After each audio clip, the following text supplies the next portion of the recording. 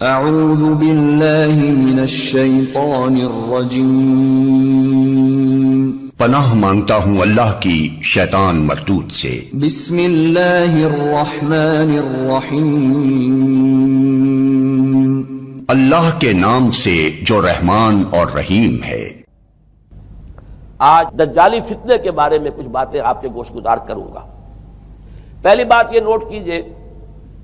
کہ یہ روایات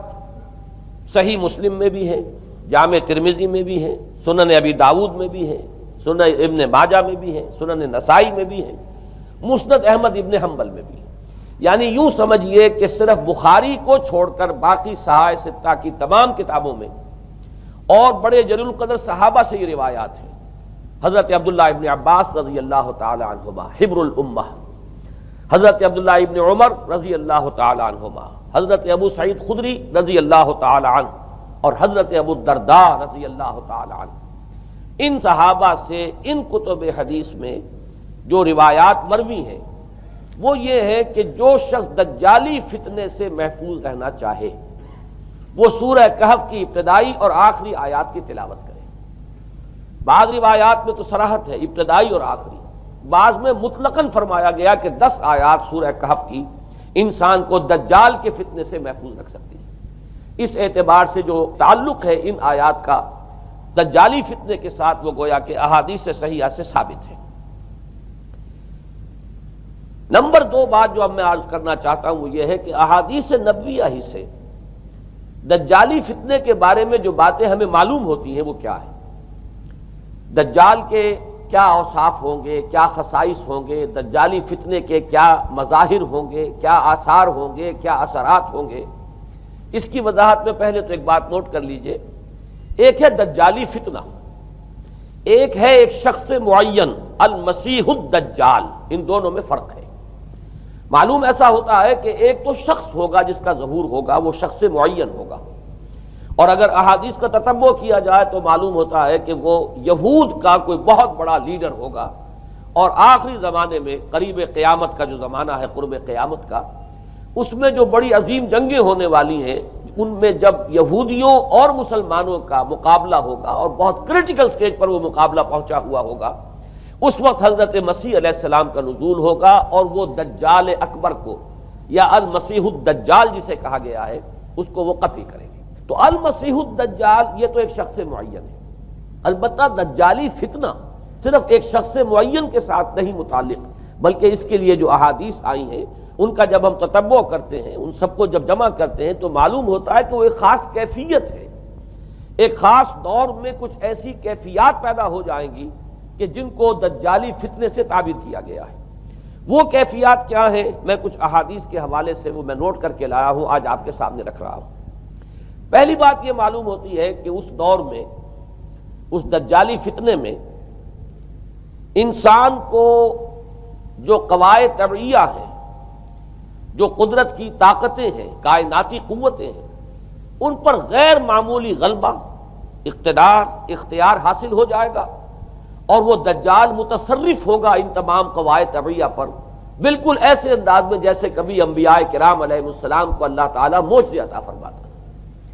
وہ معجزے کہ جو اللہ تعالیٰ کے فضل و کرم سے اللہ کے رسولوں کو عطا ہوئے ہیں، گویا کہ وہ سب کی سب کیفیات ہیں کہ جو دجال کے بارے میں قرآن مجید یا احادیث نبویہ میں وارد ہوئی۔ مثلا پہلی بات یہ بتائی گئی کہ اس کے لیے فاصلہ بے معنی ہو کر رہ جائے گا، انتہائی تیز رفتاری ہوگی جو اسے حاصل ہوگی۔ چنانچہ الفاظ یہ ہے کالغیث سے استدبرت الریح، وہ ایک ایسے طوفان کے مانند جو ہے وہ سیلاب آئے گا کہ جیسے کوئی بہت زوردار آندھی جو ہے اس کے ساتھ طوفان آیا کرتا ہے۔ آپ سائیکلون کا تصور کیجئے کہ جس طریقے سے وہ ایک انتہائی تیز رفتار ہوا جو ہے وہ طوفان کو لے کر آتی ہے، اس طور سے وہ فتنہ پھیلے گا۔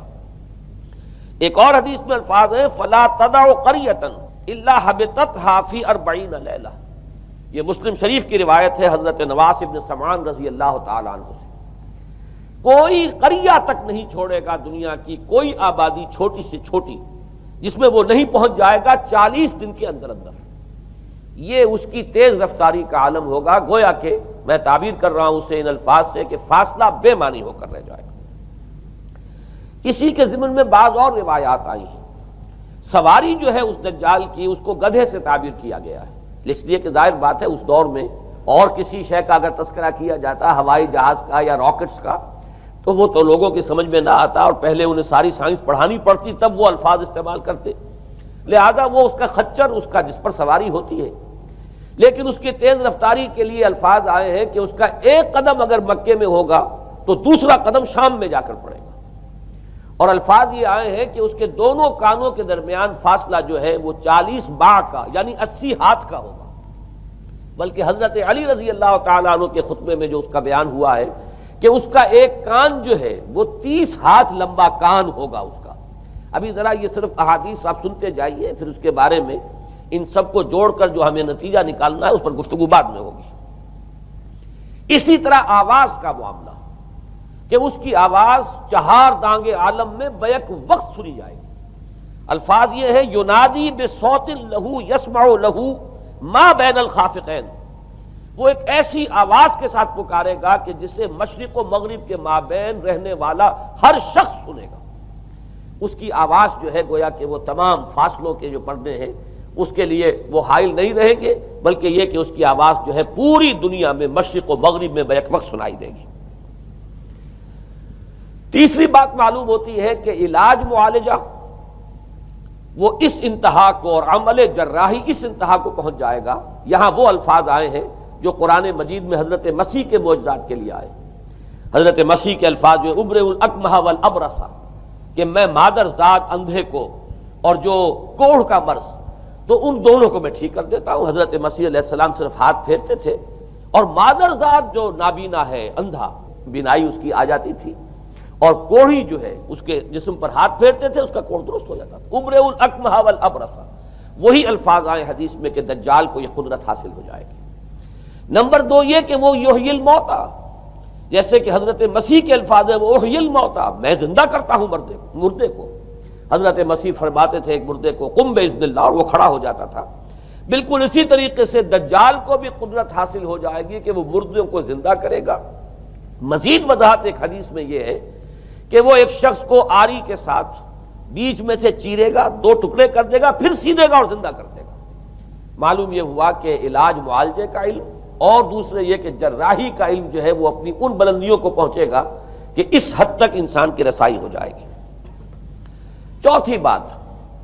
اس کو زمین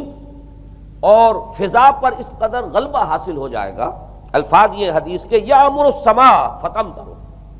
وہ آسمان کو حکم دے گا بارش برسا اور وہ بارش برسائے گا۔ والارض فتنبت، اور زمین کو حکم دے گا کہ فصلیں اگا اور وہ اگائے گی۔ وَيَمُرُّ بِالْخَرْبَةِ فَيَقُولُ لَهَا اُخْرُجِي كُنُوزَكَ، اور وہ کسی ویرانے پر سے گزرے گا اور اسے حکم دے گا، ویران چٹیل میدان، اور حکم دے گا کہ اپنے خزانے نکال، اور فرمایا اس کا نتیجہ یہ نکلے گا فَتَتَّبِعُهُ كُنُوزُهَا، تو اس زمین کے جو خزانے ہیں وہ نکل کے اس کے ساتھ چلنے شروع ہو جائیں گے۔ زمین پر قدرت، فضا پر قدرت، بارش کا حکم ہوگا وہ بارش ہو جائے گی، آسمان بارش برسائے گا، زمین اپنے خزانے اگل دے گی۔ 5ویں بات، وَيُبْعَثُ مَعَهُ الشَّيَاطِينُ عَلَى صُورَةِ مَن مَاتَ، اس کے ساتھ کچھ ایسے شیاطین مبعوث ہوں گے کہ جو ان صورتوں کو اختیار کریں گے ان لوگوں کی جو مر چکے، من الآباء والامہات والمعارف، جو آباء و اجداد اور مائیں اور دادیاں اور جو بھی جان پہچان والے لوگ ہیں جو فوت ہو چکے ہوں گے، وہ ان کی صورت اختیار کریں گے۔ فَتَأْتِيَ أَحَدَهُمْ فَيَقُولُ أَلَسْتُ فُلَانًا أَلَسْتَ تَعْرِفُنِي، پھر وہ آئے گا اور وہ شیاطین آئیں گے اور انسان سے کسی سے بات کریں گے، کیا تم مجھے نہیں پہچانتے؟ کیا میں تمہارا فلاں رشتہ دار نہیں ہوں؟ اپنی نشانیاں بیان کریں گے اور لوگ پہچانیں گے۔ یہ وہ احادیث ہیں کہ جن کا جو نتیجہ نکلتا ہے اب اس کو پہچان لیجئے۔ وہ نتیجہ یہ ہے کہ حضور صلی اللہ علیہ وسلم نے دجالی فتنے کے جو اوصاف بیان کیے یا جو علامات بیان کی، ان کا حاصل یہ ہے کہ سائنس اور ٹیکنالوجی کی وہ بلندیاں انسان کو حاصل ہو جائیں گی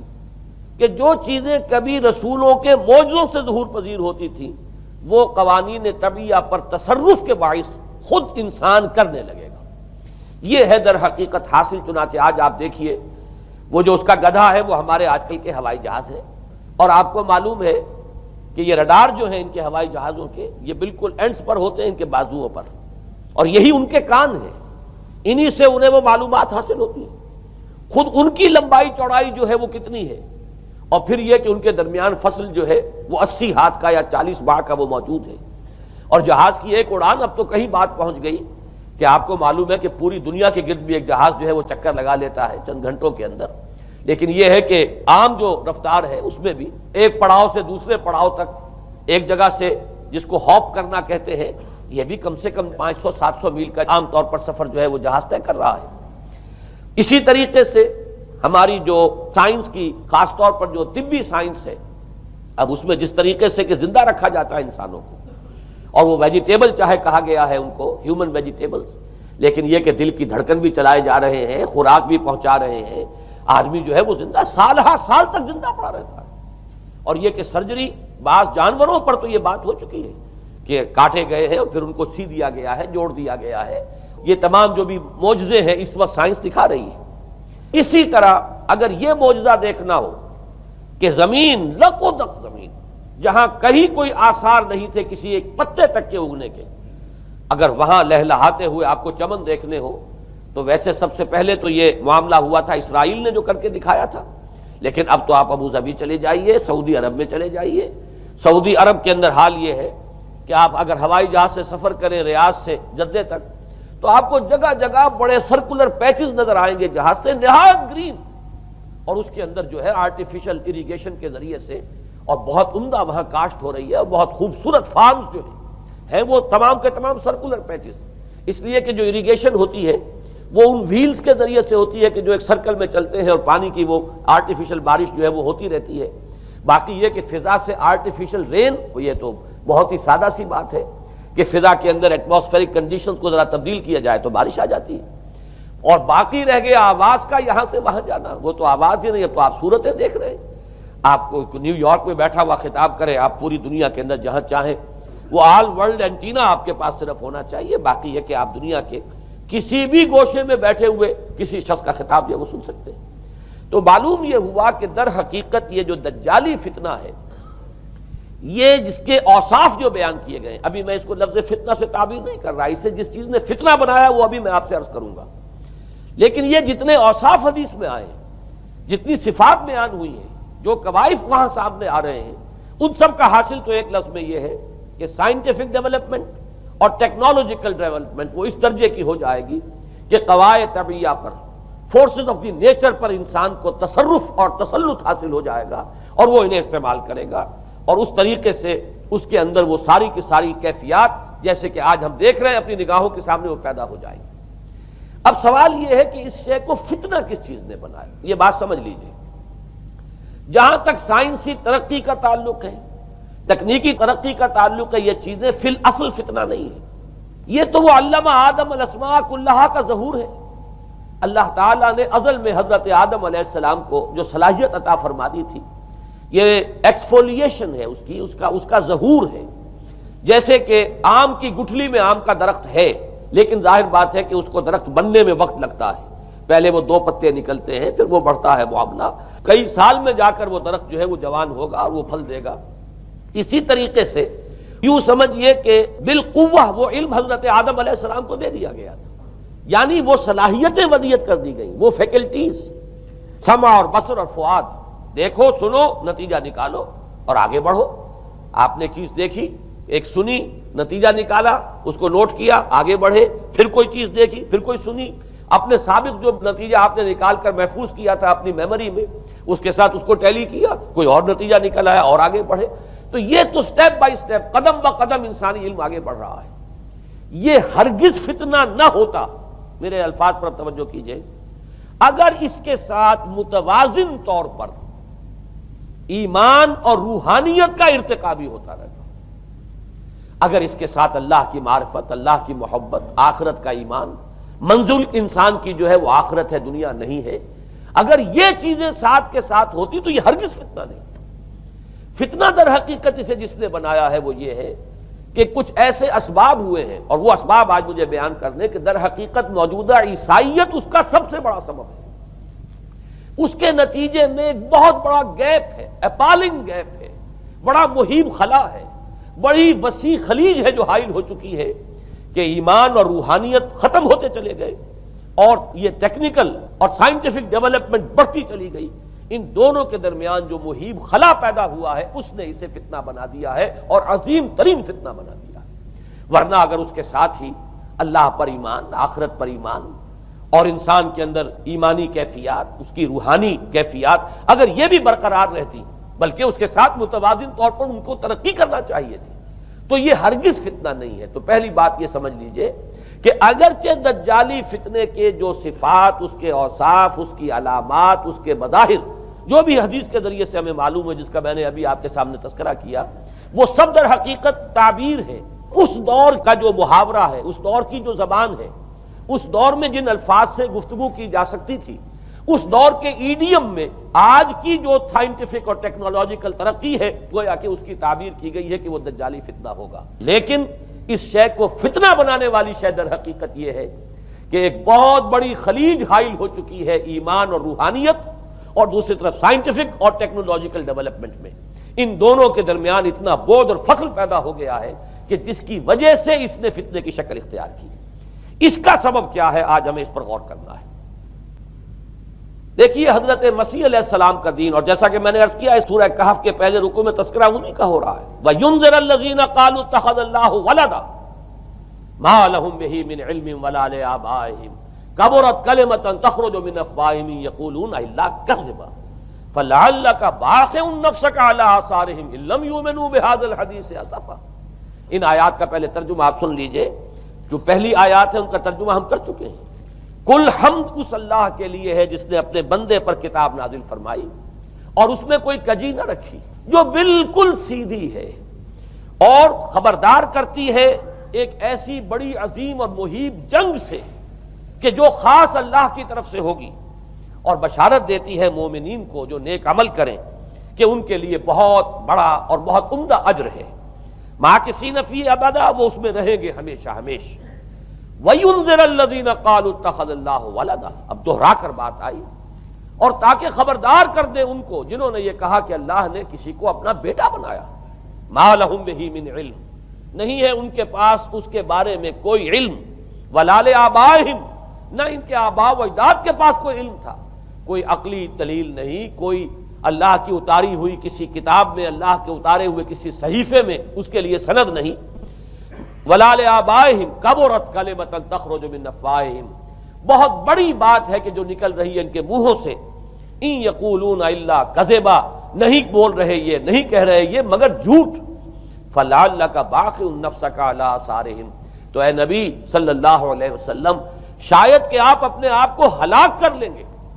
ان کے آثار پر۔ یہ آثار کے لفظ کو میں ابھی جو کا تو رکھ رہا ہوں، بعد میں اس کی وضاحت کروں گا۔ إِن لَّمْ يُؤْمِنُوا بِهَٰذَا الْحَدِيثِ أَسَفًا، اگر یہ لوگ ایمان نہ لائے اس حدیث پر، یہ حدیث قرآن، اس پر اگر یہ ایمان نہ لائے، جیسے کہ وہاں فرمایا گیا تھا اگر رحمت خداوندی میں داخل ہونا ہے اے بنی اسرائیل تو یہ شاہدرہ ہے رحمت خداوندی کا قرآن حکیم، آؤ اور داخل ہو جاؤ۔ یہاں پر ان عیسائیوں کو متنبہ کیا جا رہا ہے اگر وہ اس حدیث پر، یہ حدیث اللہ، اللہ کی کتاب، احسن الحدیث کتابا متشابہہ فَبِأَيِّ حَدِيثٍ بَعْدَهُ يُؤْمِنُونَ، اگر اس اللہ کی حدیث پر، اللہ کی کتاب پر یہ ایمان نہ لائے تو جو ان کے آثار ہوں گے، جو نتائج نکلیں گے، ان پر اے نبی شاید کہ آپ اپنے آپ کو صدمے اور رنج اور غم سے ہلاک کر لیں۔ یہ ہے در حقیقت وہ آیات کے جن میں تذکرہ ہو رہا ہے عیسائیت کا۔ لیکن عیسائیت سے مراد کیا ہے اسے سمجھیے۔ حضرت مسیح علیہ السلام کا دین تو بعین ہی وہی دین تھا جو دین آدم سے لے کر محمد تک صلی اللہ علیہ وسلم وعلیہم الصلاۃ والسلام جتنے انبیاء آئے ہیں ان کے دین میں کوئی فرق نہیں تھا۔ دین توحید، وہی ایمان، البتہ شرائع کے اندر، شریعتوں میں کچھ تفصیلی احکام میں فرق ہوا ہے، شریعت موسوی اور شریعت محمدی میں علی صاحب الصلاۃ والسلام تھوڑا تھوڑا فرق ہے، دین ایک ہی ہے۔ شرع لکم من الدین ما وصی بہ نوحا والذی اوحینا الیک وما وصینا بہ ابراہیم وموسیٰ وعیسیٰ،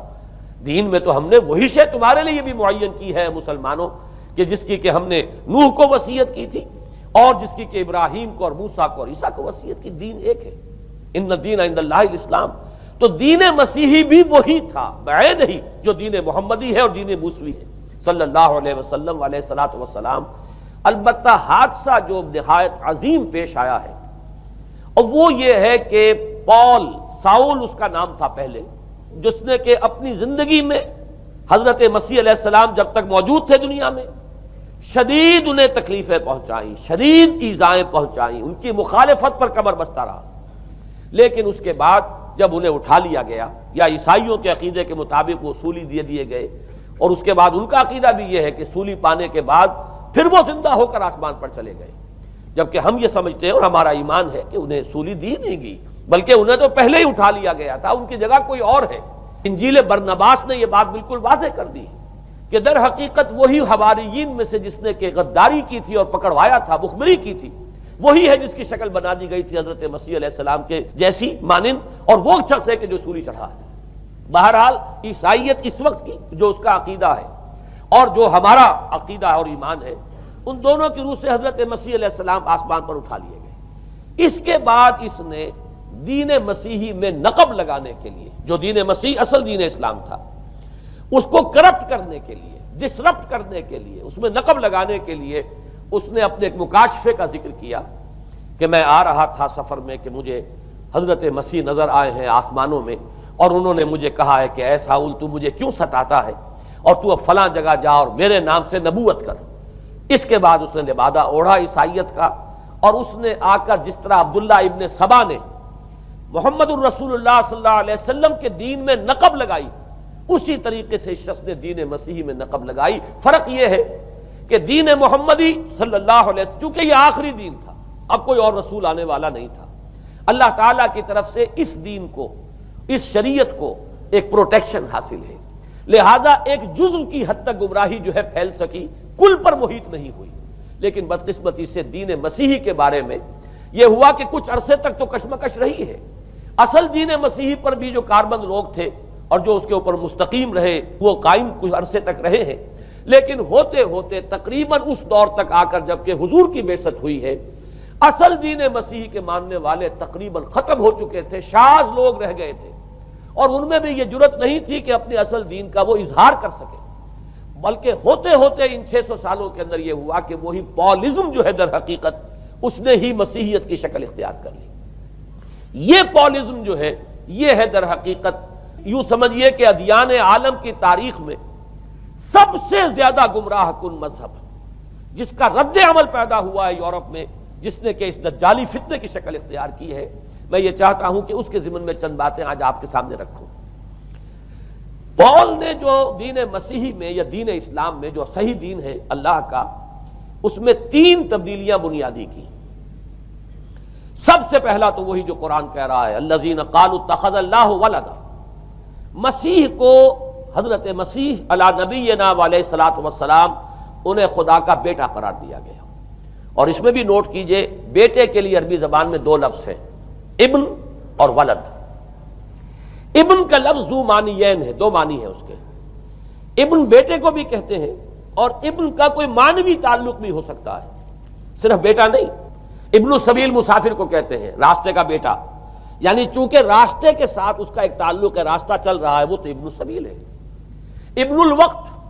وقت کا بیٹا، وہ وقت کا بیٹا اس معنی میں نہیں ہے، بلکہ یہ ہے کہ جو ہر وقت جو ہے حالات کے مطابق گرگٹ کی طرح اپنا رنگ بدلتا چلا جائے، چلو تم ادھر کو ہوا ہو جدھر کی، وہ ابن الوقت ہے. تو ابن الوقت اسی طریقے سے جو میں نے دوسری مثال دی ہے، ان کو اگر آپ سامنے رکھیں گے تو معلوم یہ ہوا کہ ابن کے تو دونوں معنی ہو سکتے ہیں، لیکن ولد یہ بالکل مخصوص ہے اولاد کے معنی میں. ولد یہ تو گویا کہ صلبی اولاد. اور عیسائیت وہ ہے مذہب کہ جس نے کہ بدترین شرک کی صورت اختیار کی ہے، اور ان کے ہاں عقیدے میں یہ الفاظ ہیں کہ مسیح اللہ کا، خدا کا صلبی بیٹا ہے، تاکہ کوئی شک نہ رہ جائے کہ کوئی اور نسبت ہے جسے ابن سے تعبیر کیا گیا، کوئی اور تعلق ہے جس کے لیے یہ لفظ اختیار کیا گیا، صلبی کا لفظ استعمال کیا گیا ہے کہ یہ خدا کا صلبی بیٹا ہے. اور یوں سمجھیے اب اس کا جو نتیجہ نکلا کہ بیٹا اگر کسی کا ہے تو ظاہر بات ہے کہ وہ ہم جنس ہے، ہم نوع ہے اپنے باپ کا. انسان کا بیٹا انسان ہوگا، سید زادہ جو ہے سید کا بیٹا سید ہوگا، مغل کا بیٹا مغل ہوگا، گھوڑے کا بیٹا گھوڑا ہوگا، گدھے کا بیٹا گدھا ہوگا. معلوم یہ ہوا کہ بعین ہی جو کچھ باپ ہوتا ہے وہی بیٹا ہوتا ہے، لہذا اس لفظ نے در حقیقت شرک کی بدترین صورت اختیار کی کہ بالکل اللہ کے برابر، اللہ کا ہم نوع، گویا کہ بدترین شرک جو ہے شرک فی الذات ہے، اور شرک فی الذات کی بدترین صورت یہ ہے کہ جو عیسائیت میں آئی ہے کہ حضرت مسیح علیہ السلام کو اللہ کا صلبی بیٹا قرار دیا گیا۔ اب اس کے نتیجے میں چونکہ ظاہر بات ہے کہ آخر بائبل بھی موجود تھی، اس بائبل کو ایک دم کیسے ختم کر دیتا سینٹ پال کہیں یا بہرحال میں تو لفظ سینٹ اس کے ساتھ استعمال نہیں کرنا چاہتا، لیکن چونکہ ہمیں یہ ہدایت ہے قرآن مجید کی بھی کہ جو باطل معبود بنا لیے جاتے ہیں انہیں بھی ہم کوئی ان کے لیے توہین والے الفاظ استعمال نہ کریں، لہذا میں یہ لفظ استعمال کر رہا ہوں، ورنہ جی تو چاہتا ہے کہ کوئی اور لفظ اس کے لیے استعمال کیا جائے، لیکن جو بھی اس وقت دنیا میں اس کا معروف نام ہے پال، سینٹ پال،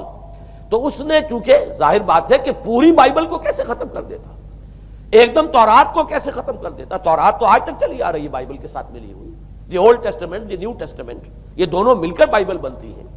لہذا اب گورکھ دھندا بنانا پڑا انہیں، وہ تسلیس والا گورکھ دھندا، 3 میں 1 1 میں 3، توحید بھی ہے تسلیس بھی ہے، 3 میں 1 1 میں 3، اور یہ وہ شے ہے کہ جس نے عقیدے کا تعلق عقل سے منقطع کر دیا، اس سے سمجھ میں آنے والی بات ہی نہیں، 3 میں 1 1 میں 3 ایک گورکھ دھندا ہے، نتیجہ انہوں نے یہ نکالا کہ ڈوگما در حقیقت اس کا عقل سے کوئی تعلق نہیں، ڈوگما بس عقیدہ ہے، اور اس عقیدے ہی کے اوپر سارے دین کی بنیاد ہے، باقی وہ عقل میں آئے نہ آئے، عقل کے لیے قابل قبول ہو یا نہ ہو، یہ بات اچھی طرح سمجھ لیجئے کہ اگرچہ ہمارے ہاں بھی ہم بھی یہ بات کہتے ہیں کہ بہت سے حقائق جو ہے کائنات کے وہ ایسے ہیں کہ جن تک عقل کی رسائی نہیں ہے اس کے لیے ہم مجبور ہیں، محتاج ہیں وحی کی ہدایت کے، لیکن 2 چیزوں میں فرق کیجئے، ایک ہے عقل سے ماورا ہونا اور ایک ہے عقل کے خلاف ہونا، ان دونوں چیزوں میں زمین و آسمان کا فرق ہے۔ ایک وہ حقائق ہے کہ جو عقل از خود ان تک رسائی حاصل نہیں کر سکتی، لیکن جب وہ سامنے آتے ہیں تو عقل تسلیم کرتی ہے کہ ہاں یہ بات سمجھ میں آتی ہے۔ ایک وہ چیزیں ہیں کہ جن کو عقل تسلیم نہیں کرتی، تو ایک ہے مخالف عقل، ایک ہے ورائے عقل، ان دونوں میں زمین و آسمان کا فرق ہے۔ ہمارے دین میں تو عقل کو اپیل کیا گیا ہے، لعلکم تعقلون، لعلہم یعقلون، اولو الالباب الذین یعقلون۔ اب ظاہر بات ہے کہ عقل کو ہاتھو برہانکم ان کنتم صادقین، لاؤ دلیل اپنی، تو دلیل سے عقل سے اپیل کی گئی ہے، اور اس میں وہ رشتہ جو میں نے کئی مرتبہ بیان کیا علامہ اقبال کے اشعار کے حوالے سے کہ عقل گو آستاں سے دور نہیں، اس کی قسمت میں پر حضور نہیں، اور گزر جا عقل سے آگے کہ یہ نور چراغ راہ ہے، منزل نہیں ہے، منزل تک تو عقل نہیں پہنچائے گی لیکن راستہ تو دکھاتی ہے، اور جب کہ وحی کی روشنی سامنے آتی ہے تو عقل اس کی تصدیق کرتی ہے۔ یہ ہے ہمارا موقف اور یہ ہے عقلی معقول موقف، لیکن عیسائیت نے، بلکہ کہنا چاہیے پالزم نے، مجھے یہاں پر لفظ عیسائیت اب استعمال کرنا نہیں چاہیے اس لیے کہ حضرت عیسیٰ سے اب اس کی نسبت نہیں رہی، حضرت عیسیٰ سے اس کی نسبت جو ہے یہ مس نومر ہے، یہ غلط نام ہے۔ دی 100 کا مصنف جو ہے ڈاکٹر مائیکل ہارٹ، اس نے یہ بہت بڑی بات کہی، اس نے کہا در حقیقت موجودہ جو عیسائیت ہے اسے پالزم کہنا چاہیے، یہ پالزم ہے، کرسچینٹی نہیں ہے، اس لیے کہ در حقیقت حضرت مسیح علیہ السلام کی تعلیم جب تک وہ دنیا میں تھے وہ یہ نہیں تھی کہ جو پال نے دی، البتہ اس نے پال کو بہت بڑا شخص مانا، اس میں کوئی شک نہیں، اس لیے کہ اس شخص نے تاریخ کے ایک دھارے کا جو ہے وہ رخ موڑ دیا ہے،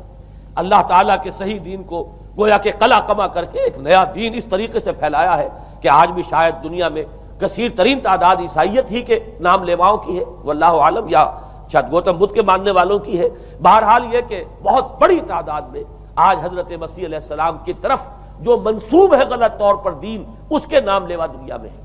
اس اعتبار سے وہ یقیناً اس کا تو حق لگتا ہے کہ اس کا نام بھی اس کتاب میں آئے کہ جس نے تاریخ کے اوپر اثرات اپنے پیدا کیے، اور حضرت مسیح علیہ السلام جب تک دنیا میں تھے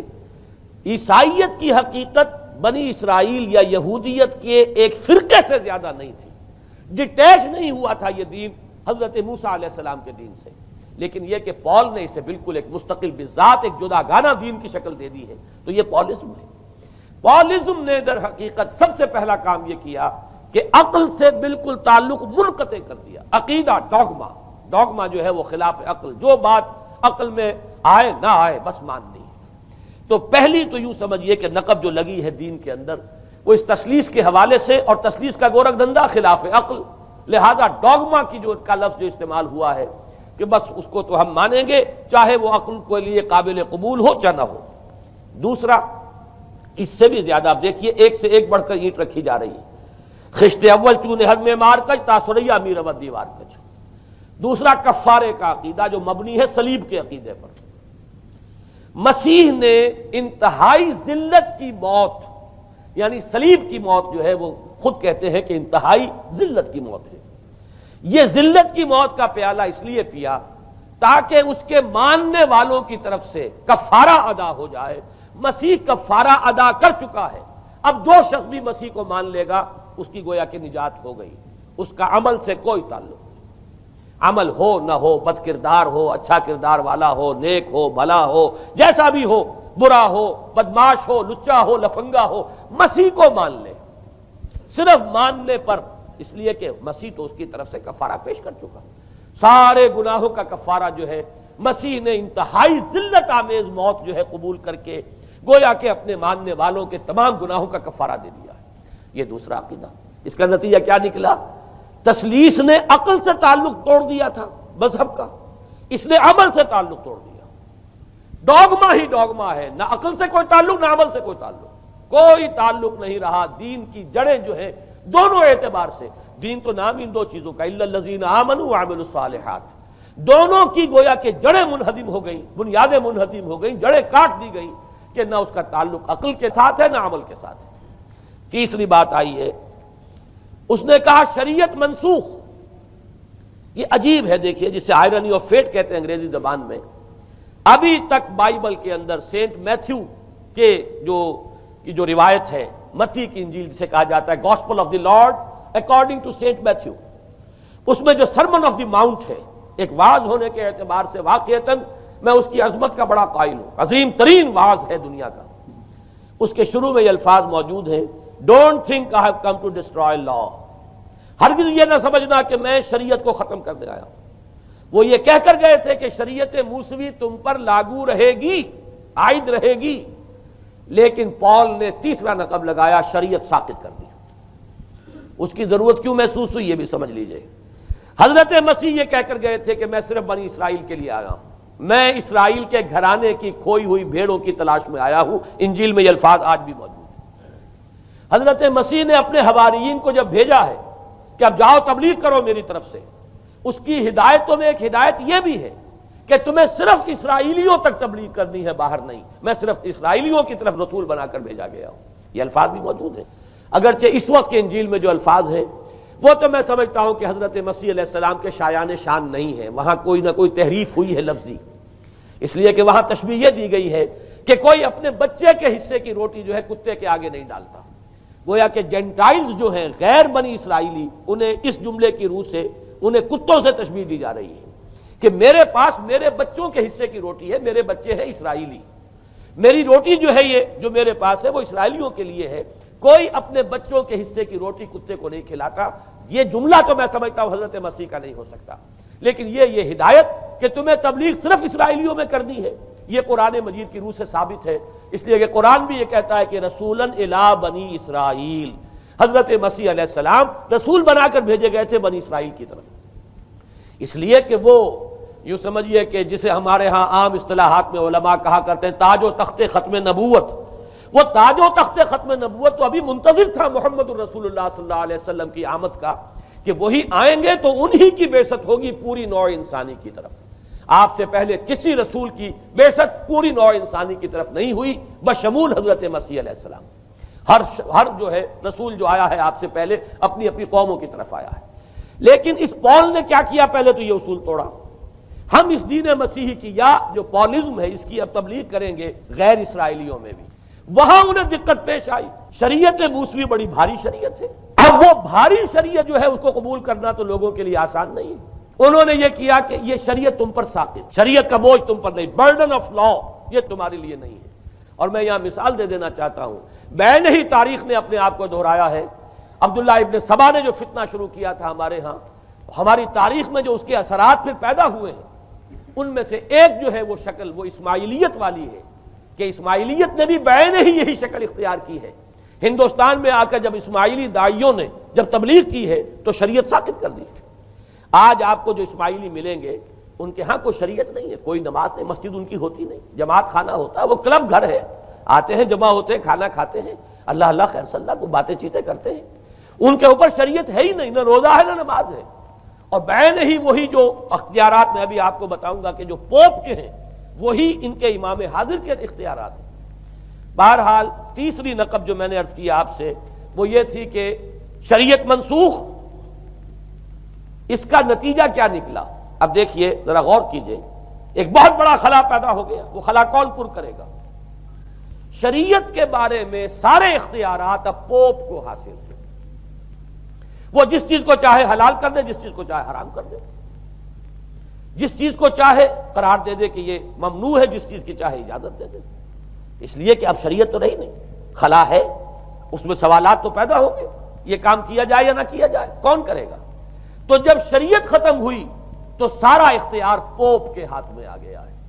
یہ میں بعد میں ذرا اور تفصیل سے بتاؤں گا کہ کیسے کیسے اختیارات پھر مذہبی طبقے کے ہاتھ میں آئے ہیں۔ اس کے نتیجے میں تاریخ انسانی میں ورسٹ فارم آف تھیوکریسی پیدا ہوئی۔ تھیوکریسی کسے کہتے ہیں؟ جو آج کی اصطلاح میں گالی ہے، تھیوکریسی۔ قائد اعظم کے جملے آپ نے کئی پڑھے ہوں گے، اسلام میں کوئی تھیوکریسی نہیں ہے، مذہبی طبقے کی حکومت نہیں ہے اسلام میں، اور 100% درست ہے۔ تھیوکریسی کہتے ہیں ایک مذہبی حلقے کی، مذہبی طبقے کی حکومت، اس کے ہاتھ میں اختیارات آ جائیں، اور قرآن مجید میں اسی وجہ سے ان کے اوپر الزام لگایا گیا اتخذوا احبارهم ورهبانهم اربابا من دون اللہ،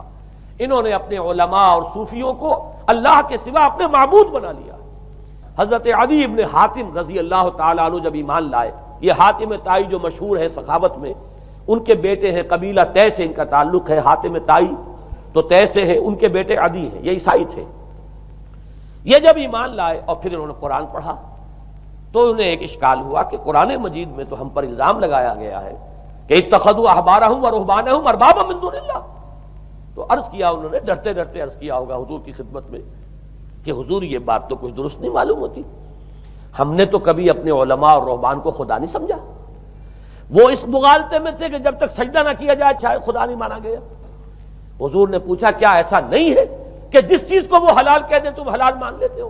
جس چیز کو حرام کہتے ہیں حرام مان لیتے ہو؟ جی ہاں یہ تو ہے، یہی تو فرمایا اربابا من دون اللہ ہے، تحلیل و تحریم کا اختیار صرف اللہ کے ہاتھ میں، یا اللہ کے نمائندے کی حیثیت سے اس کے رسول کے پاس ہے جس کو وحی آتی ہے، اس کے بعد کسی کو اختیار نہیں ہے۔ اجتہاد کر سکتا ہے لیکن اجتہاد کے لیے دلیل دینی ہوگی، نص سے، کتاب اللہ سے کوئی دلیل لاؤ، سنت رسول اللہ سے کوئی دلیل لاؤ، استنباط کرو، عقل سے بات کرو، لیکن یہ ہے کہ تحلیل و تحریم یہ خدائی اختیار ہے، اللہ کے ہاتھ میں اس کا اختیار ہے، اور اللہ کے نمائندے کی حیثیت سے زیادہ یہ اللہ کے رسولوں کے ہاتھ میں اختیار آتا ہے، اس کے علاوہ کسی کے لیے نہیں۔ کسی اور کے لیے یہ مان لیا گیا تبھی تو ان کو خدا بنا لیا گیا۔ اسی معنی میں آج کی جمہوریت جو ہے وہ بدترین شرک ہے کہ یہاں یہ تسلیم کیا جاتا ہے کہ ساورنٹی جو ہے وہ عوام کی ہے،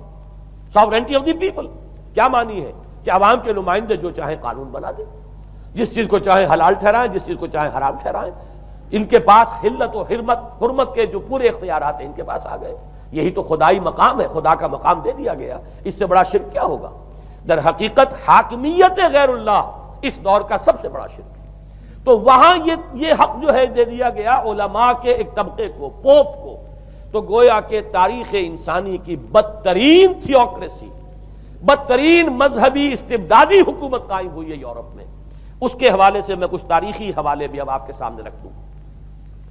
دیکھیے جب تک پال نے یہ کام شروع کیا ہے تو تقریباً 3 صدیوں تک تو یہ صرف ایک مذہبی تبلیغ کا کام ہوا ہے۔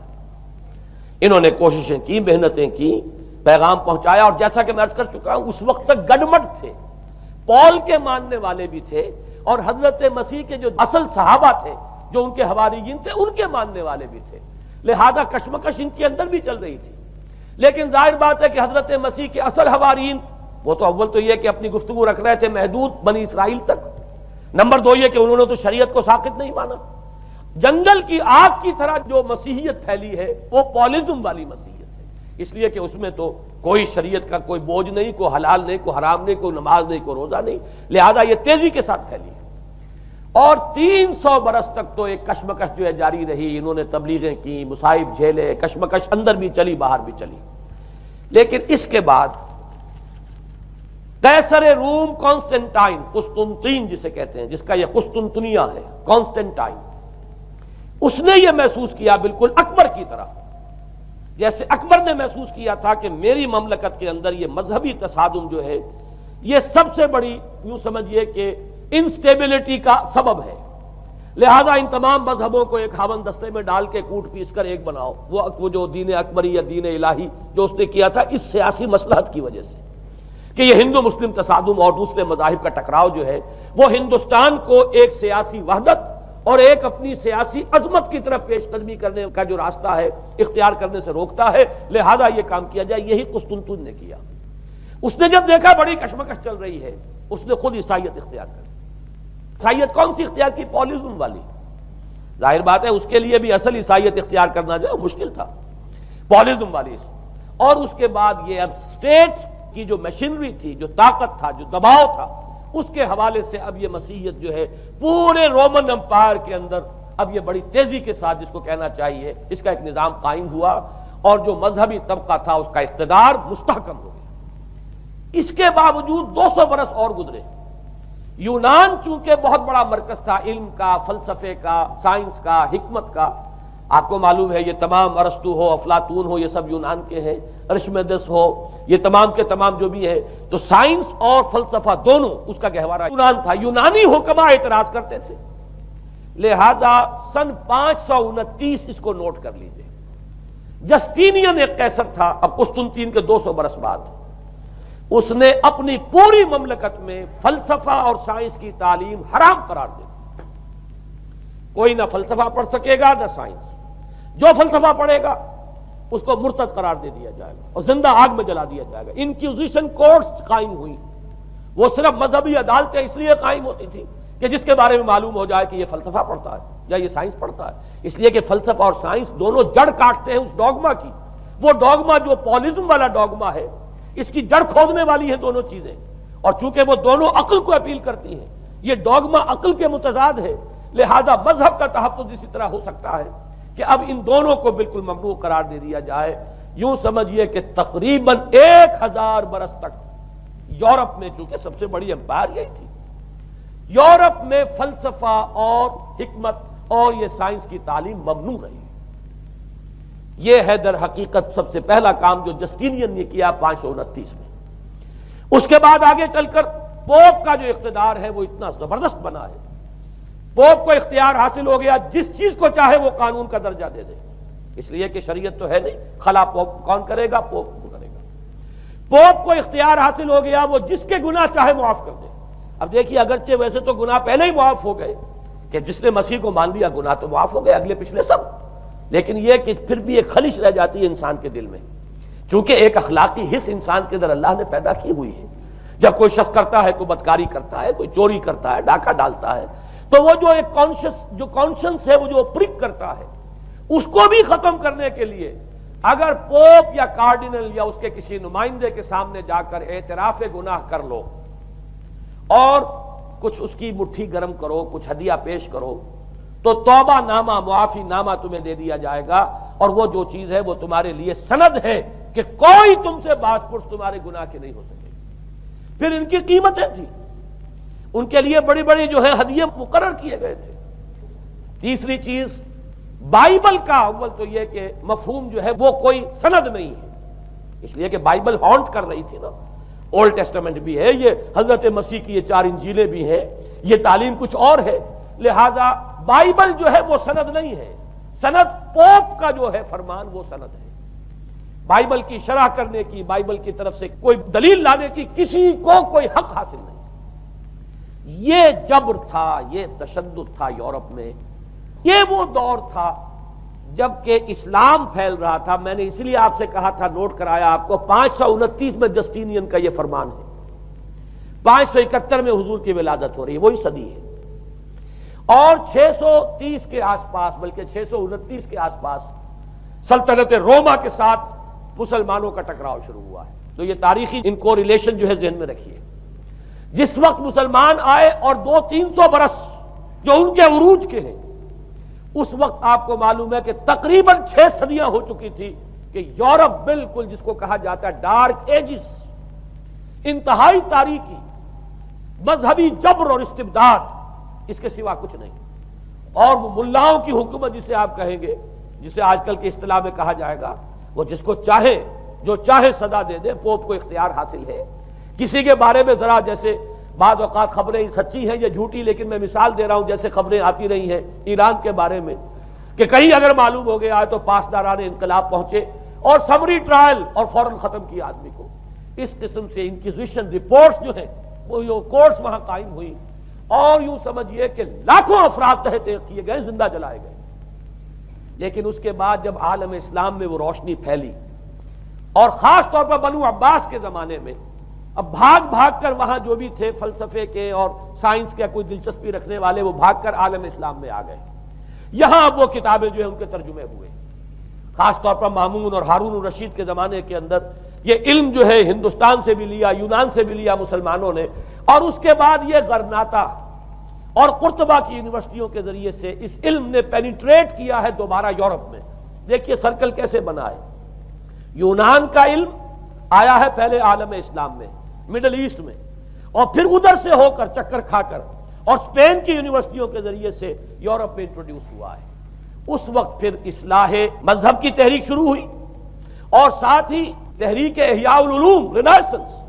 اس کے نتیجے میں وہاں بیداری پیدا ہوئی۔ لیکن یہ بیداری اب آپ نوٹ کر لیجئے، ایک تو پروٹیسٹنٹ مذہب پیدا ہوا، اور کئی سو برس تک تصادم رہا کیتھولکس کے اندر اور پروٹیسٹنٹس میں۔ پورے اسلام کی تاریخ میں کبھی اتنے خونی فسادات نہیں ہوئے ہیں، کبھی بھی شیعہ سنی فساد بھی کبھی اتنا نہیں ہوا ہے جتنا کہ کئی سو برس تک رومن کیتھولکس اور پروٹیسٹنٹس کے مابین یورپ میں ہوتا رہا ہے۔ بلکہ اس میں تو ایسے ایسے واقعات آتے ہیں کہ لگ بھگ 10 لاکھ افراد جو ہیں وہ ختم ہوئے ہیں۔ یہ آپس کا تصادم جو تھا، پروٹیسٹنٹ مذہب جو پیدا ہوا اصلاح مذہب کی تحریک کے ذریعے سے، اور وہ رومن کیتھولک پاپائیت والا نظام، ان کے درمیان جو تصادم ہوا، 10 لاکھ کی تعداد بتائی جاتی ہے کہ آدمی مارے گئے۔ بلکہ فرانس کا ایک شہر ہے، وہاں تو 19 دن تک مسلسل قتل عام کیا گیا پروٹیسٹنٹس کا، اور وہاں حاملہ عورتوں کے جو ہے پیٹ چاک کر کے بچے نکال کر ان کو بھی جو ہے ختم کیا گیا ہے۔ یہ سارا ظلم جو ہے وہاں ہوا ہے، تصادم ہوا ہے۔ اس کے نتیجے میں آپ خود سوچئے کہ کس قدر نفرت پیدا ہوئی عوام کے اندر مذہب سے۔ اس کے ساتھ ہی اب وہ علم شروع ہوا، سائنس شروع ہوئی، لہذا علم اور سائنس دونوں کی جڑ میں مذہب سے شدید نفرت پیدا ہو۔ یہ ہے وہ سبب کہ جس نے یہاں سے راستے علیحدہ کر دیے، اور مذہب چونکہ جبر کرتا ہے، مذہب چونکہ عقل کے اوپر بیڑیاں بٹھاتا ہے، پہرے بٹھاتا ہے، بیڑیاں ڈالتا ہے، اور مذہب چونکہ تشدد کرتا ہے، لہذا مذہب کے خلاف ایک نفرت، ایک ریئیکشن، یہ ہے اس ساری سائنسی ارتقاء اور سائنٹیفک اور ٹیکنالوجیکل جو ڈیولپمنٹ ہوئی ہے، اس کی جڑ میں مذہب سے نفرت جو ہے اس کے بیج بو دیے گئے۔ اور یہ 200-250-300 سال میں اب یہ جو تناور درخت بن کر آیا ہے کہ ایک طرف سائنس کی ترقی، ٹیکنالوجی کی ترقی آسمان کو چھو رہی ہے۔ آج انسان چاند کے اوپر تو انسان کے قدم جو ہے پہنچ چکے ہیں، اور آپ کا ایک راکٹ جو ہے وہ پورے تمام سیارے جو ہیں ہمارے سولر سسٹم کے ہیں ان سب کا چکر لگا کر، اور وہ اس سے باہر چلا گیا ہے، خلا کے اندر کہاں گیا کچھ پتہ نہیں۔ لیکن یہ کہ تقریباً یوں سمجھیے کہ سن 77 کا چلا ہوا وہ، اور 12 برس تک اس نے سفر طے کیا ہے، اور کم سے کم سولر سسٹم کا جو ہے اس نے پورا جو ہے احاطہ کیا ہے۔ اور جو میں نے آپ کو وہ احادیث سنائی، ان کے حوالے سے بات کیا سمجھ میں آئی کہ یہ سائنٹیفک، ساری کی ساری سائنٹیفک ڈیولپمنٹ، یہ ٹیکنالوجیکل ڈیولپمنٹ، لیکن چونکہ اس کے ساتھ مذہب کا انکار ہے، خدا پر ایمان نہیں ہے، آخرت کا یقین نہیں ہے، روح کا گویا کہ انکار، روحانیت تو بہت دور کی بات ہے، روح کا بھی انکار۔ نتیجہ یہ ہے کہ ان دونوں چیزوں کے مابین وہ گیپ، جسے میں نے کہا تھا ایپالنگ گیپ، ایک بہت بڑا گیپ ہے جو پیدا ہو چکا ہے۔ اب میں حدیث آپ کو سنا رہا ہوں، بخاری شریف میں جو روایت ہے، حضور نے فرمایا کہ دجال کے ماتھے پر لکھا ہوا ہوگا کافارا، کفر۔ الفاظ یہ ہے انہو مکتوب بین عینیہ کافارا، علیحدہ علیحدہ، یقرأہ کل مومن کاتب او غیر کاتب، وہ اس طرح نمایاں لکھا ہوا ہوگا کہ ہر شخص اسے پڑھ لے گا، چاہے وہ لکھنے والا ہو چاہے نہ ہو، لکھا پڑھا ہو چاہے نہ ہو۔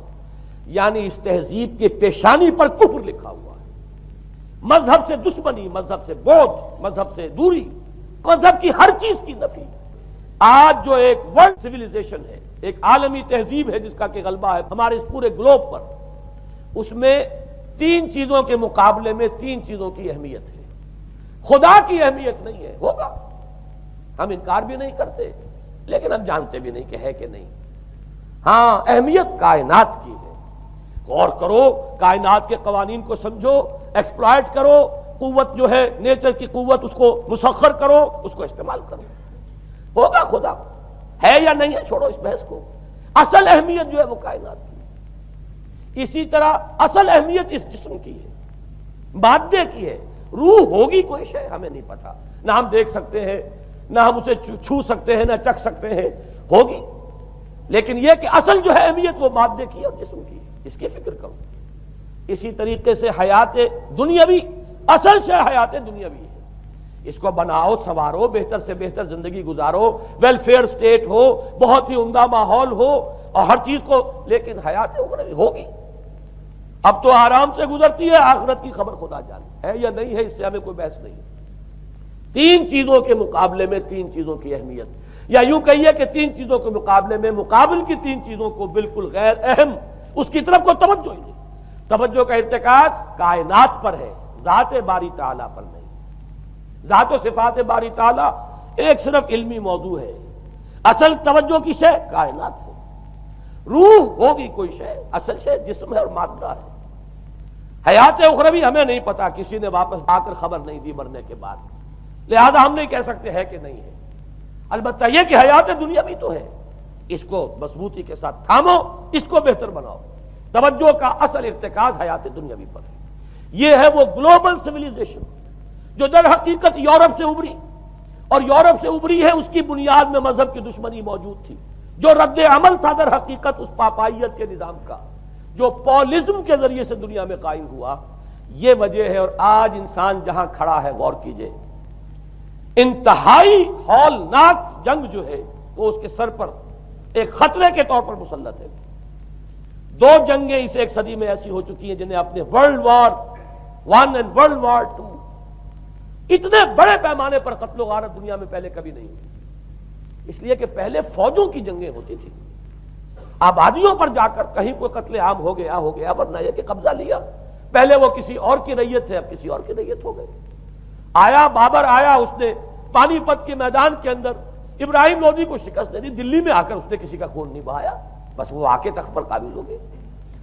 کہیں کہیں ہوئے ہیں فتنے، یا پھر عذاب الہی آتے رہے ہیں کہ رسولوں کے انکار کی سزا کے طور پر قوم نسیہ منسیہ کی گئی ہیں. لیکن جنگیں جو دنیا میں ہوتی تھی، وہ جنگوں کا معاملہ جو ہے وہ اس نوعیت کا ہوتا تھا. وہ فوجوں کے درمیان ٹکراؤ ہوتا تھا، میدان جنگ میں کشتوں کے پشتے لگتے تھے، لیکن اس کے بعد نہیں. ہو گیا کہیں کسی نے بہت غصہ نکال لیا. لیکن اس صدی میں اب جو جنگیں ہوئی ہیں اس سے تو ملک کے ملک تہس نہس ہوئے ہیں، آبادیاں ختم ہوئی ہیں. اور جو تیسری جنگ ہوگی یہ جان لیجئے، آخر انسان کب تک اسے ٹالے گا؟ رشیا کے بارے میں یہ سمجھنا کہ وہ پیچھے ہٹ گیا ہے، پسپائی اختیار کر لی، اس نے بہت بڑی حماقت ہے. وہ در حقیقت اب ڈپلومیسی کی راہ سے سپریمیسی چاہتا ہے، لہذا تصادم تو ہو کر رہنا. مولانا مناظر حسن گیلانی رحمۃ اللہ علیہ کے خیالات جو ہیں وہ مجھے اس سورہ کہف کے ابتدائی آیات کے ضمن میں مجھے ان سے اتفاق ہے، اور بہت سی چیزیں ان سے ماخوذ ہیں. اسی طریقے سے جو حدیث اب میں آپ کو بتا رہا ہوں، میرے سامنے اس کا متن نہیں ہے. مولانا حامد میاں رحمۃ اللہ علیہ، انہوں نے مجھے یہ بتایا تھا کہ جو میں نے جمع کیے ہیں حالات و واقعات، قیامت سے پہلے جو حالات و واقعات پیش آنے والے ہیں، جن کی پیشین گوئی احادیث میں ہیں، ان سے معلوم ہوتا ہے کہ ایک بہت بڑی خوفناک جنگ ہوگی، اتنی بڑی خوفناک جنگ. اور ان کے الفاظ یہ ہے کہ اس میں دونوں فریق جو ہوں گے ان میں بڑی تعداد عیسائیوں کی ہوگی، ادھر بھی ادھر بھی. ایک طرف البتہ عیسائیوں کے ساتھ مسلمان بھی ہوں گے، یہودی بھی ہوں گے، اور دوسری طرف خالص عیسائی طاقت ہوگی. اور ان کے درمیان اتنی خوفناک جنگ ہوگی. الفاظ ان کے یہ ہیں اس حدیث کے جو انہوں نے مجھے بتائے کہ ایک پرندہ سینکڑوں میل تک پرواز کرے گا اور اسے سوائے لاشوں کے اور کچھ نظر نہیں آئے. آپ تصور کیجئے اگر ایٹمک وار ہو جاتی ہے تو یہی ہوگا، تہس نہس ہو جائے گا، معاملہ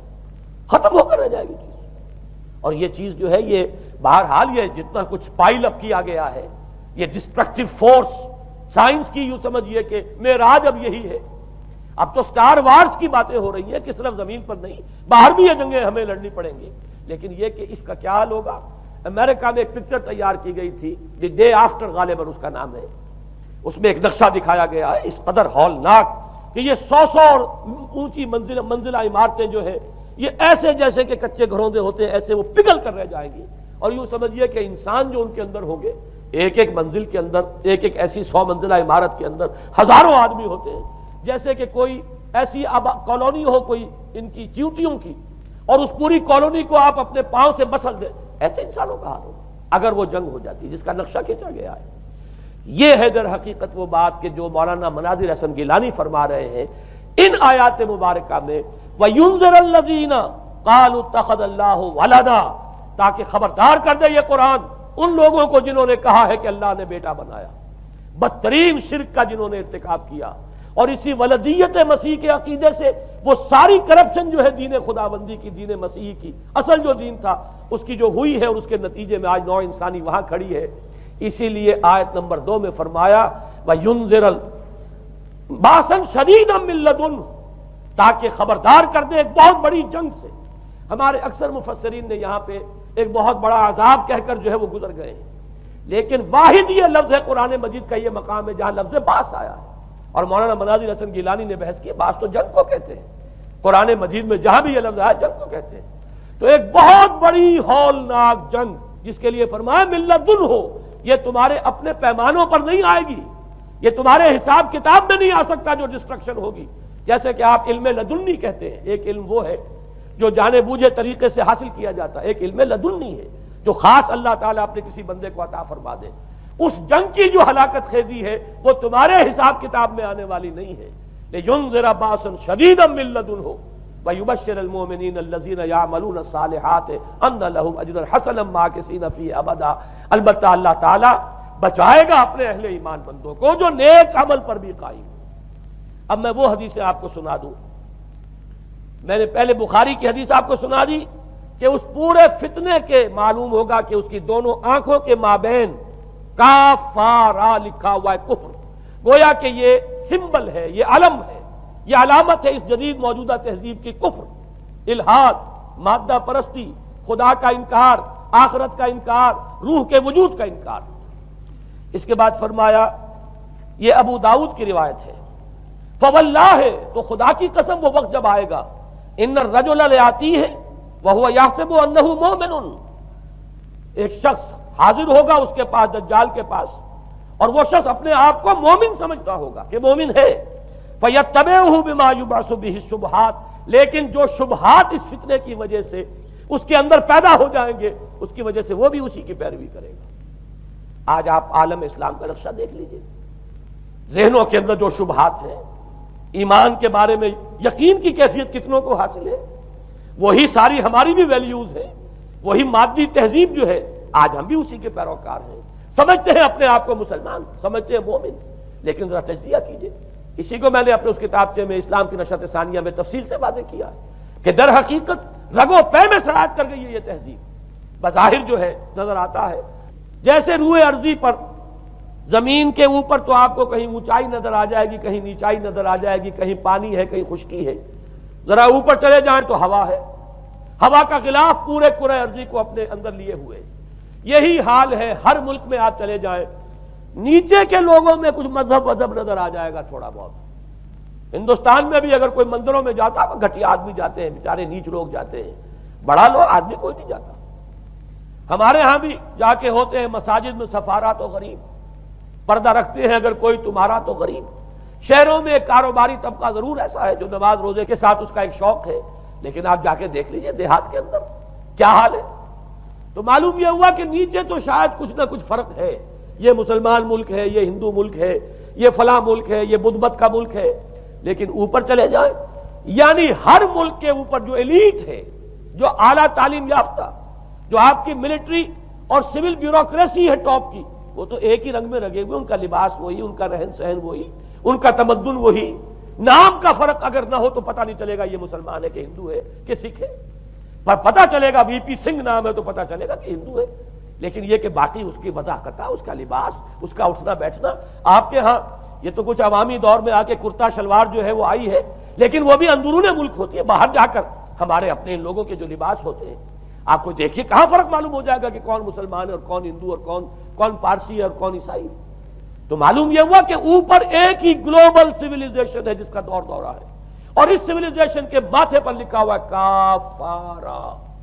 اس میں وہ ایمان نہیں ہے، اس میں الحاد ہے، مادہ پرستی ہے، کفر ہے۔ اس میں آخری حدیث جو میں آپ کو سنا رہا ہوں، حضور نے فرمایا آخر من یخرج الیہ النساء، اس فتنے کی طرف پیش قدمی کرنے والا آخری طبقہ ہوگا عورتوں کا۔ وہ جب اس تہذیب کی طرف لپکیں گے، یہ طبقہ جب آگے بڑھے گا، یہ جو ہمارے ہاں بھی جلوس نکلتے ہیں، شریعت کا مذاق اڑانے والے جلوس، اسلامی احکام کی نفی کرنے والے جلوس نکلتے ہیں، اور ان کے جس طریقے سے ڈسپلے ہوتا ہے اخبارات کے اندر، جتنا ان کے لیے اعزاز ہے، جتنی ان کے لیے یہاں پر تکریم ہے ہمارے معاشرے کے اندر، اس کو پیش نظر رکھیے۔ آخر من یخرج الیہ النساء حتی ان الرجل لیرجع الی امہ و ابنتہ و اختہ و عمتہ فیوثقها رباطا، یہاں تک کہ ایک بندہ مومن کا حال یہ ہو جائے گا کہ وہ دوڑے گا اور کوشش کرے گا اپنی ماں کو، بیٹی کو، بہن کو، پھپھی کو باندھ کر رکھے کہ وہ نکل نہ جائے۔ یہ حال ہو جائے گا کسی شخص کا۔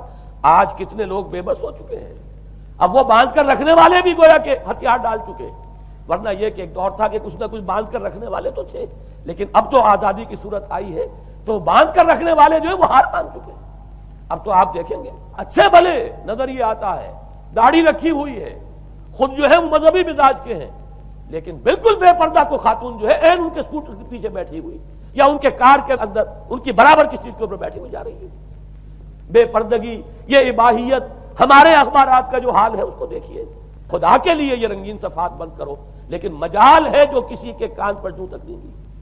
لہذا حدیث کے الفاظ نوٹ کیجئے، آخر من یخرج الیہ النساء، اس فتنے کی طرف پیش قدمی کرنے میں آخری طبقہ جو ہوگا وہ خواتین کا ہوگا۔ حتی ان الرجل لیرجع الی امہ و ابنتہ و اختہ و عمتہ،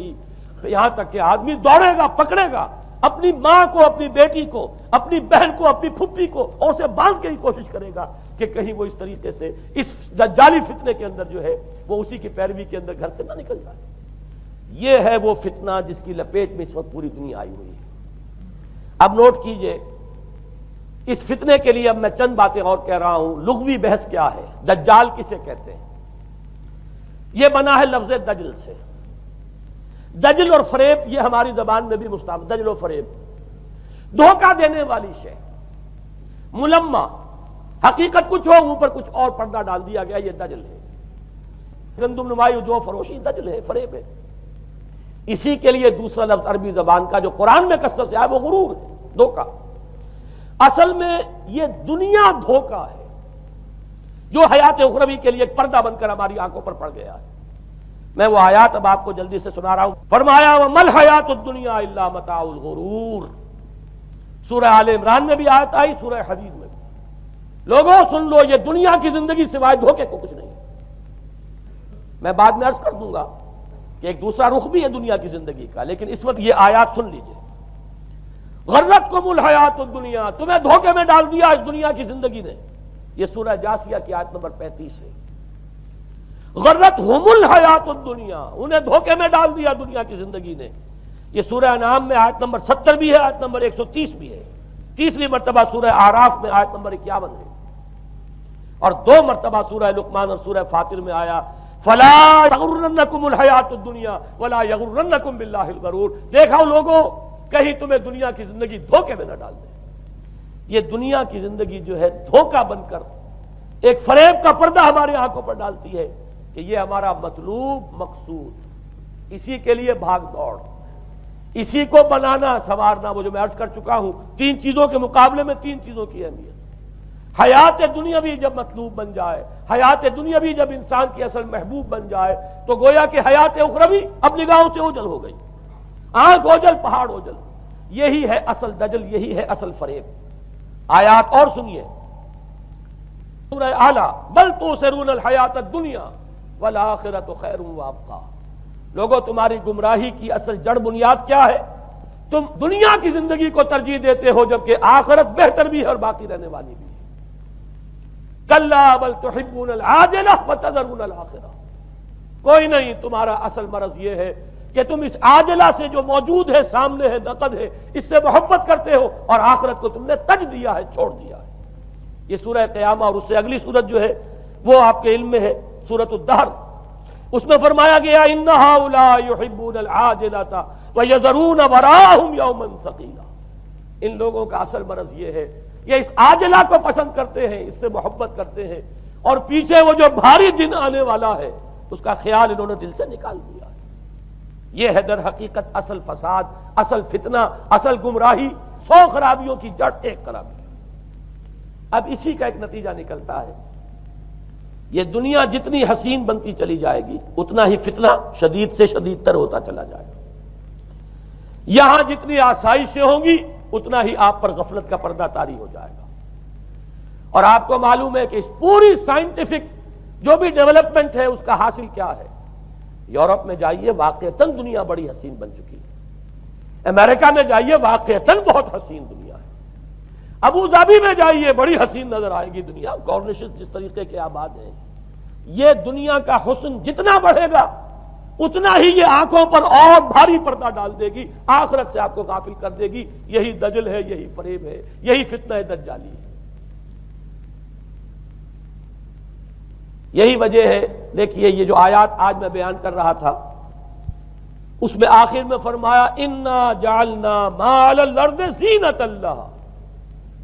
لنبلوہم ایہم احسن عملا، ہم نے اس زمین کے اوپر جو کچھ ہے اسے اس کا بناؤ سنگھار بنا دیا ہے، زینت بنا دیا ہے، تاکہ ہم جانچیں پرکھیں امتحان لیں کون ہے اچھے عمل کرنے والا۔ یعنی رخ روشن کے آگے شمع رکھ کر وہ یہ کہتے ہیں ادھر جاتا ہے دیکھیں یا ادھر پروانہ آتا ہے۔ اللہ تعالیٰ نے اسی امتحان میں ہمیں ڈالا ہے۔ اس دنیا کی یہ زینت ہے، زیبائش ہے، آرائش ہے، چمک دمک ہے، یہاں کی رونقیں ہیں، ان کو دیکھ کر آدمی ہل جاتا ہے، انہی کے پیچھے پڑ جاتا ہے، حلال سے حرام سے، جائز سے ناجائز سے، صحیح سے غلط سے، جس طرح بھی ہو یہ رونقیں میں بھی زیادہ سے زیادہ اپنے گھر میں لے آؤں، میں بھی اپنے ہاں وہ آسائشیں فراہم کر لوں، میں بھی یہ تمام چیزیں جو ہے جمع کر لوں۔ اسی کے لیے انسان اپنا نہ صرف یہ کہ پوری زندگی کا اثاثہ اسی میں انویسٹ کر بیٹھتا ہے بلکہ دیانت، شرافت، ان سب کو بھی داؤ پر لگا دیتا ہے۔ انا جعلنا ما علی الارض زینۃ اللہ لنبلوہم ایہم احسن عملا، ہم نے زمین کے اوپر جو کچھ ہے اسے اس کا زیور بنا دیا ہے، سنگھار، تاکہ ہم ذرا آزمائیں ان کو کہ آیا یہاں کے ہی اسی حسن کے اندر، اسی رعنائی کے اندر گم ہو کر رہ جاتے ہیں، یا اس حسن ازلی وہ اللہ تعالیٰ کا جلال و جمال یہ اس کے طالب بنتے ہیں۔ یہ ہے در حقیقت امتحان۔ اسی کو جیسے کہ حدیث میں بھی آیا تھا، شروع کی آیات اور آخری آیات، آخری رکوع میں فرمایا قل هل ننبئکم بالاخسرین اعمالا، اے نبی ان سے کہیے کیا ہم تمہیں بتائیں اپنی زندگی کی جد و جہد میں، بھاگ دوڑ میں سب سے زیادہ خسارے میں کون رہے؟ الذین ضل سعیہم فی الحیاۃ الدنیا وہم یحسبون انہم یحسنون صنعا، وہ لوگ کہ جن کی بھاگ دوڑ، جن کی محنت، جن کی کوشش وہ دنیا کی زندگی ہی میں بھٹک کر رہ گئی، اور وہ اپنے کہیں یہ سمجھتے رہے کہ ہم بڑے کامیاب ہو رہے ہیں، بہت اچھے کام کر رہے ہیں، ہم نے اتنی ترقی کر لی، ہم نے یہ کچھ بنا لیا، میں نے یہ جائیداد بنا لی، میں نے یہ کچھ مقام حاصل کر لیا، لیکن مطلوب و مقصود دنیا۔ ضل سعیہم فی الحیاۃ الدنیا، انہوں نے دنیا کی زندگی ہی کے اندر اپنی ساری سعی و جہد کو بھٹکا کر رکھ دیا۔ میں اس کا جو دوسرا رخ بتانا چاہتا تھا وہ ایک حدیث کے حوالے سے ہے۔ اگر آخرت مطلوب و مقصود رہے تو یہ دنیا آخرت کی کھیتی بن جاتی ہے۔ حضور نے فرمایا دنیا مزرعۃ الآخرہ، اگر تمہارا مطلوب و مقصود آخرت ہے تو پھر یہ اس دنیا کے اندر یہ کھیتی ہے، بو گے یہاں تو وہاں کاٹو گے، نیک اعمال کرو، خدمت خلق کے لیے کوشاں ہو جاؤ، لوگوں کی ہدایت کے لیے اپنی توانائیاں جو ہے وقف کرو، خیرکم من تعلم القرآن وعلمہ، اس دنیا میں محنت کرو گے تو آخرت میں اجر و ثواب پاؤ گے۔ الدنیا مزرعۃ الآخرہ، اگر آخرت مطلوب و مقصود ہو تو دنیا بڑی قیمتی ہے، اس کا ایک ایک لمحہ بڑا قیمتی ہے۔ تو حیات دنیاوی نہ صرف یہ کہ غیر حقیقی نہیں بلکہ بہت قدر و قیمت کی حامل، لیکن اگر پردہ پڑ گیا، آخرت نگاہوں سے اوجھل اور دنیا ہی مطلوب و مقصود، تو یہ دھوکے کی ٹٹی ہے۔ وَمَا الْحَيَاةُ الدُّنْيَا إِلَّا مَتَاعُ الْغُرُورِ، نہیں ہے دنیا کی زندگی مگر دھوکے کا سامان۔ غرتہم الحیات الدنیا، غرتکم الحیات الدنیا، لا تغرنکم الحیات الدنیا، دیکھنا یہ دنیا کی زندگی کہیں تمہیں دھوکے میں نہ ڈال دے۔ آخری بات عرض کر رہا ہوں، یہی وجہ ہے سورہ بنی اسرائیل میں بھی آخری لفظ جو پہلے رکوع میں وہ کیا تھا؟ وَأَنَّ الَّذِينَ لَا يُؤْمِنُونَ بِالْآخِرَةِ أَعْتَدْنَا لَهُمْ عَذَابًا أَلِيمًا. اور وہ لوگ نوٹ کر لیجئے وہ آیات، إِنَّ هَذَا الْقُرْآنَ يَهْدِي لِلَّتِي هِيَ أَقْوَمُ وَيُبَشِّرُ الْمُؤْمِنِينَ الَّذِينَ يَعْمَلُونَ الصَّالِحَاتِ أَنَّ لَهُمْ أَجْرًا كَبِيرًا وَأَنَّ الَّذِينَ لَا يُؤْمِنُونَ بِالْآخِرَةِ أَعْتَدْنَا لَهُمْ عَذَابًا أَلِيمًا. یہاں پر ایمان بالآخرہ جو ہے اس کو اہمیت دی گئی ہے. جو لوگ آخرت پر یقین نہیں رکھتے ان کے لیے ہم نے دردناک عذاب فراہم کیا. اور یہاں پر بھی جیسا کہ سامنے آ گیا سورہ کہف جو ختم ہو رہی ہے جن مضامین پر، وہ بھی وہی آیات ہیں جن کے بارے میں حدیث میں آیا ہے کہ دجالی فتنے سے محفوظ کرنے میں ان کی بڑی تاثیر ہے. قل هل ننبئكم بالاخسرين اعمالا الذين ضل سعيهم في الحياة الدنيا وهم يحسبون انهم يحسنون صنعا اولئك الذين كفروا بآيات ربهم ولقائه فحبطت اعمالهم فلا نقيم لهم يوم القيامة وزنا. یہ وہ لوگ ہیں جنہوں نے اپنی رب کی آیات کا انکار کیا ہے، جن کی دنیا ہی مطلوب و مقصود بن کر رہ گئی ہے. چاہے وہ کہیں ہم قرآن کے ماننے والے ہیں اور محمد کے عاشق ہیں صلی اللہ علیہ وسلم، اولئک الذین کفروا بآیات ربهم ولقائه فحبطت اعمالهم فلا نقیم لهم یوم القیامة وزنا ذلک جزاؤہم جہنم بما کفروا واتخذوا آیاتی ورسلی ہزوا. یہ وہ لوگ ہیں کہ جنہوں نے ہمارے رسولوں اور ہماری آیات کا ٹھٹھا اڑایا ہے. اس لیے کہ رسول کہہ رہے ہیں اصل منزل آخرت کی ہے، تم بنائے ہوئے دنیا کو مطلوب و مقصود. تو لاکھ زبان سے عشق رسول کے دعوے کرو، اپنے عمل سے در حقیقت رسول کی تکذیب کر رہے ہیں. اللہ تعالی ہمیں ان سے محفوظ رکھے اور اصل حقیقت ہماری نگاہوں پر منکشف ہو، اور یہ دنیا ہماری نگاہوں پر پردہ نہ پڑ کر رہ جائے، آخرت سے اور اللہ سے ہمیں محجوب نہ کر دے. اس لیے کہ یہی اصل دجالی فتنہ ہے، اور ان سے بچنے کے لیے محمد الرسول اللہ صلی اللہ علیہ وسلم کے فرمان کے مطابق سورہ کہف میں نے کچھ ابتدائی اور آخری آیات کا صرف حوالہ دے دیا ہے، لیکن یہ کہ اس کے مضامین میں درمیان میں بھی کچھ چیزیں ہیں. اب میں اس طرح ایک ایک لفظ کے حوالے سے تو آئندہ ان کا تذکرہ نہیں کر سکوں گا، لیکن یہ ہے کہ میں موٹے موٹے مضامین انشاءاللہ سورہ کہف میں اس موضوع سے متعلق آئے بیان کروں گا. اقول قولی ھذا واستغفر اللہ لی ولکم ولسائر المسلمین والمسلمات.